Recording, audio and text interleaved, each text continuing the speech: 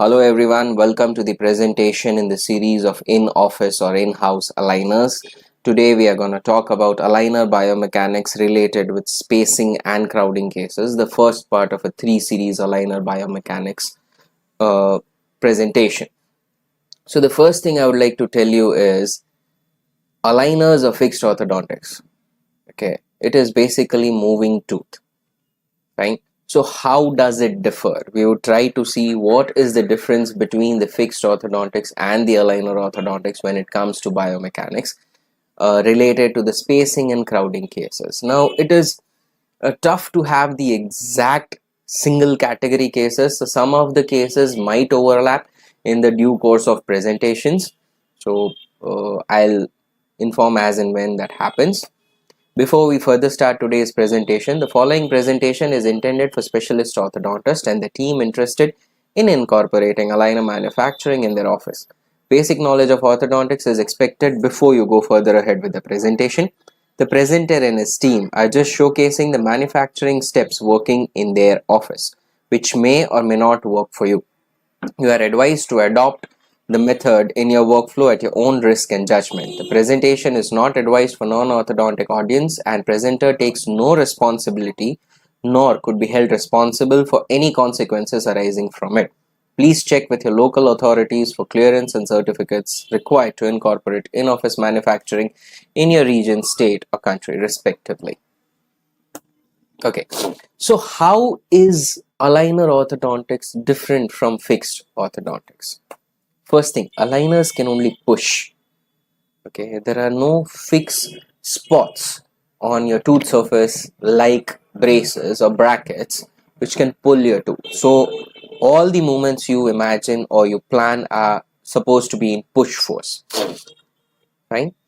Aligners are intruding appliance. Now, when you bond brackets to the surface of your tooth, okay, it adheres to a single spot on the surface of the tooth and all the force transmission from your respective wires happens via that spot, okay, whether it is push, pull or torque or tip.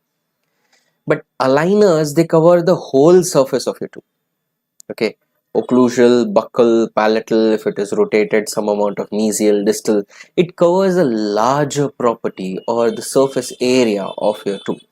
So when it comes to that, it applies forces from all the direction and the major part of that coverage is the occlusal surface, especially in the posteriors. Fine. So that is the area where it has maximum amount of force. So aligners are intruding appliances. Whereas in fixed orthodontics, the force applied is far away from the center of resistance and rotation. So they are more of extruding appliances. Fine.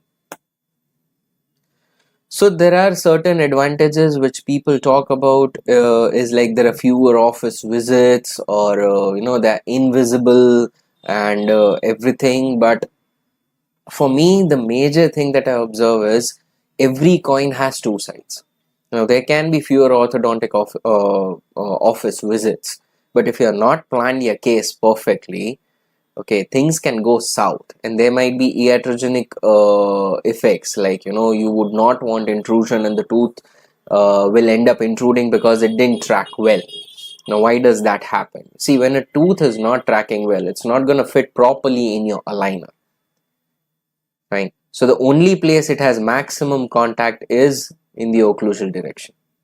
It didn't rotate, so aligner flexes, it tries to contract and it tries to intrude the tooth. Okay, it will end up intruding the tooth.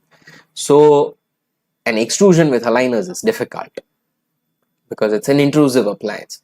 So when we get an iatrogenic intrusion because of the not properly planned case, it's going to increase the amount of visit one has to the orthodontic office.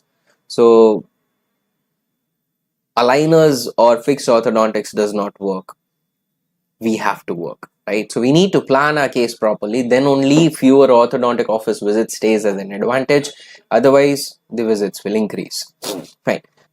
So this is how fixed orthodontics works. Okay, when you tie the arch wire completely, you ligate it properly inside the rotated tooth bracket.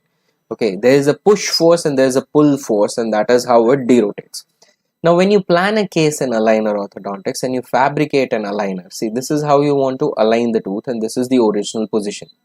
So the aligner deforms to fit, and there is push force from two sides. There's no pull force here, right? And that is how we get movement. So this is the basic difference that we have to see when we plan our case using any